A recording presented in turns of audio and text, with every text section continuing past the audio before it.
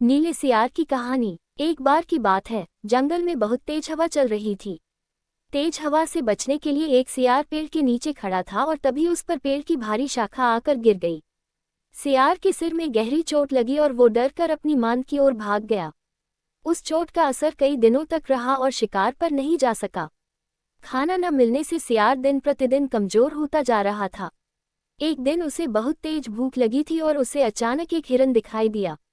सियार उसका शिकार करने के लिए बहुत दूर तक हिरन के पीछे दौड़ा, लेकिन वह बहुत जल्दी थक गया और हिरन को नहीं मार पाया।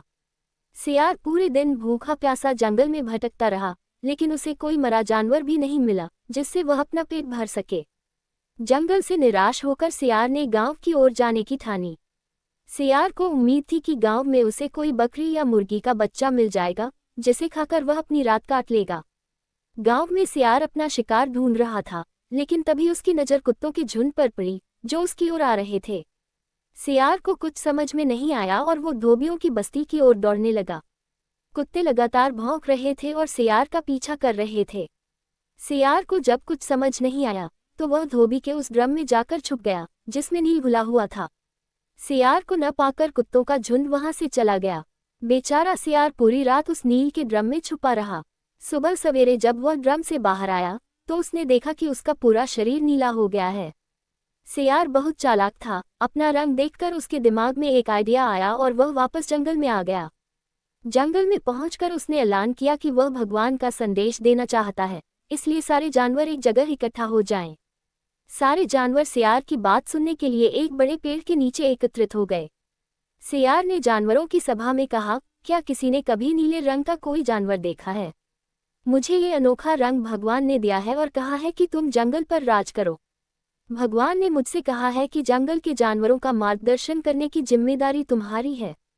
सभी जानवर सियार की बात मान गए। सब एक स्वर में बोले, कहिए महाराज, क्या आदेश है?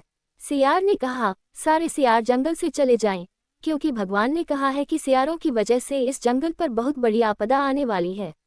नीले सियार की बात को भगवान का आदेश मानकर सारे जानवर जंगल के सियारों को जंगल से बाहर खदेड़ आए। ऐसा नीले सियार ने इसलिए किया क्योंकि अगर सियार जंगल में रहते तो उसकी पोल खुल सकती थी। अब नीला सियार जंगल का राजा बन चुका था। मोर उसे पंखा झलते और बंदर उसके पैर दबाते। सियार का मन किसी जानवर को खाने का करता तो वह उसकी बलि मांग लेता। अब सियार कहीं नहीं जाता था, हमेशा अपनी शाही मांद में बैठा रहता और सारे जानवर उसकी सेवा में लगे रहते। एक दिन चांदनी रात में सियार को प्यास लगी। वह मांद से बाहर आया तो उसे सियारों की आवाज़ सुनाई दी जो दूर कहीं बोल रहे थे।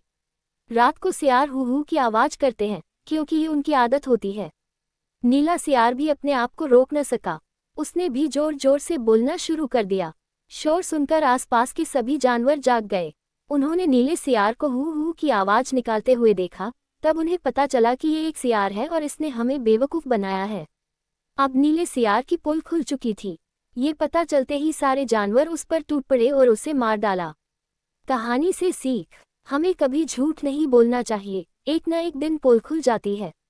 किसी को भी ज़्यादा दिनों तक बेवकूफ़ नहीं बनाया जा सकता है।